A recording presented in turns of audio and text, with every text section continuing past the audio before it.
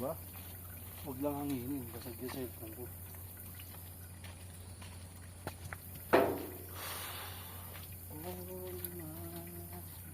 Sinong naman tayo yun? Pagod yung beso na rin kanina. Oo. Ang ina kaya nga di mawala sa ano mo eh. Ganda naman eh. Kaya na nga tayo, Michael Pangilinan na tayo eh. Michael Bean.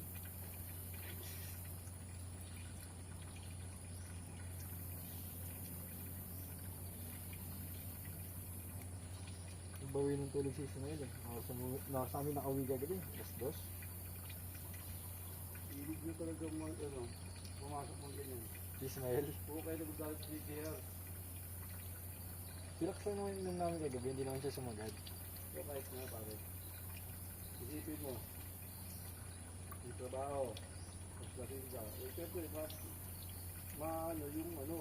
mga kasama mo kasi ikaw, natutulog ka, kami mag-set up.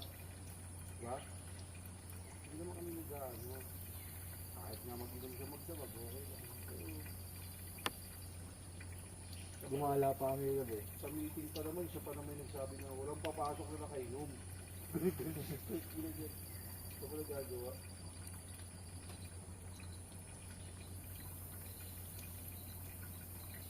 Ayayin na ako buhay ng Ismael. Ayayin na. Ano yun? Patapos yung isang anak na, pagtapos yun, pwede na mag-iwaliw lang yun. Tanong, may trabaho. Wala pa trabaho eh. Pag ito yung gusto pag may trabaho na.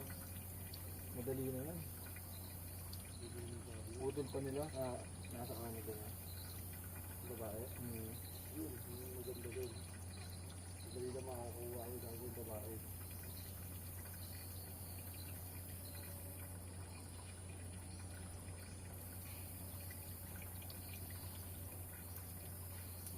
So, sa ano yun, nakapagtapos yung mga anak mo.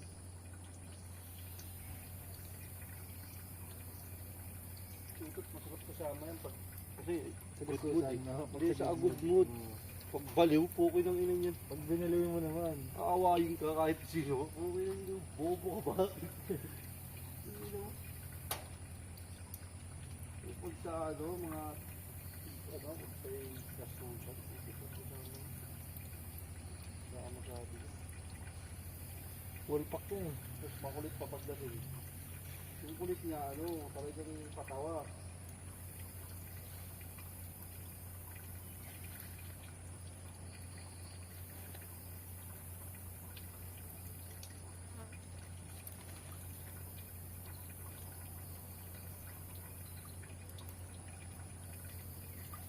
Ibang director yan dyan, din?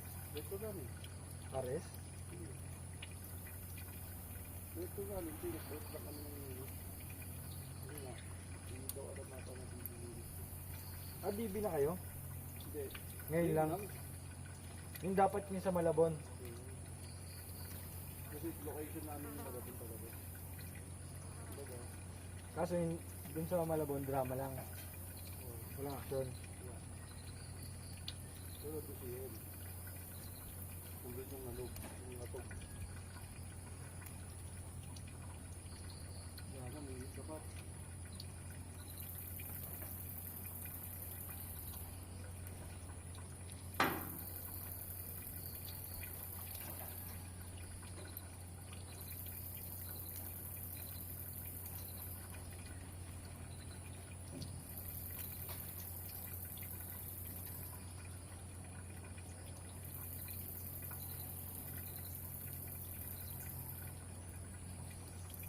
Sabi rin, tinatanggal mo ba sa tangkay? Hindi. Parang tinatanggal mo mismo yung blade lang. Pwede naman ah. Ganun nga yan eh. Na. Alam ko yung sinampalukan, ganun eh. Puro Oo, dahon parang lang ano sa yan, parang ano ba tawag? Parang malunggay. Malunggay. Mamaya, syempre ugasan pa eh. Mahirap ugasan ng... Okay na yan? Gago sa dilugan, maglalagay ka rin yan eh. Sige, ilagay mo, ano mo lang. Ugasan ko na ito para magtrabaho. Good. Wala na, pero parang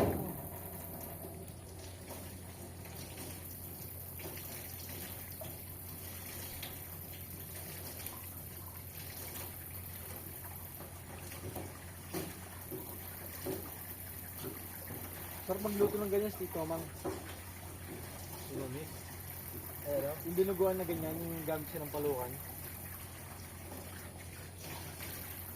Siya mang. Tamang wala na, no? Nabulok na. Nalubog siya eh. Inubos, no? Inubos pa siya? Hindi siya inubos. Nasaktan siya nung sa ano. Yung batang nagreklamo sa kanya. Bayan. Kaya lang naman si Tito Amang. Ha? Makakita ng burat yun eh. Kasi bulok na putok. Hindi niya alam yung bata. Dalawang gusto pala. Tinimanda siya. Sumbong sa magulang. Pinilanda siya ng magulang. Tinirahan siya. Oo, yan. Nalubog ah. Kaya umuwi.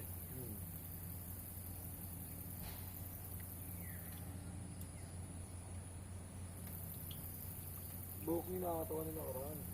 Ano, umuwi pa rin sa plaza. Nagbabalik, parang si Robin Padilla, gago. Hindi ka ba taga doon, no? Wala na, dadamputin din siya eh. Alarma nga, dumating na yung toto. Nakarinig ng radyo ng barangay. Umuwi, umalis na agad. Ayoko na umuwi dyan sa drama compound. Kadiri kayo maligo sa tabo gamit niya eh. Bakit box ka ba naligo? Jacuzzi.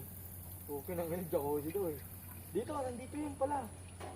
Nandito sa tanay yun. Nasa farm ngayon. Caretaker siya. Tama. Pero bumababayan dito, feeling mo, ano sa propet eh. Hindi natin yung mait. Ganyan.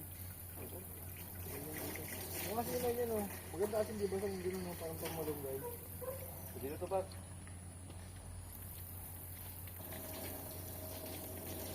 Ito, patong mo ito dyan. Oh. Hindi mo dito. Kaya, linis na ito.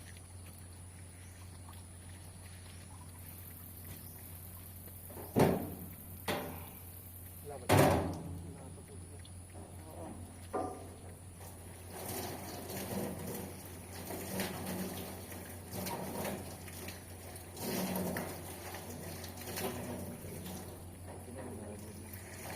Ito ba?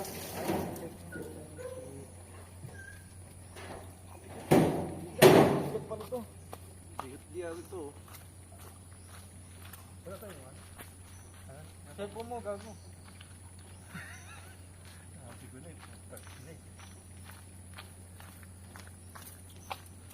Tang ina. Muntik ka pa maiwan.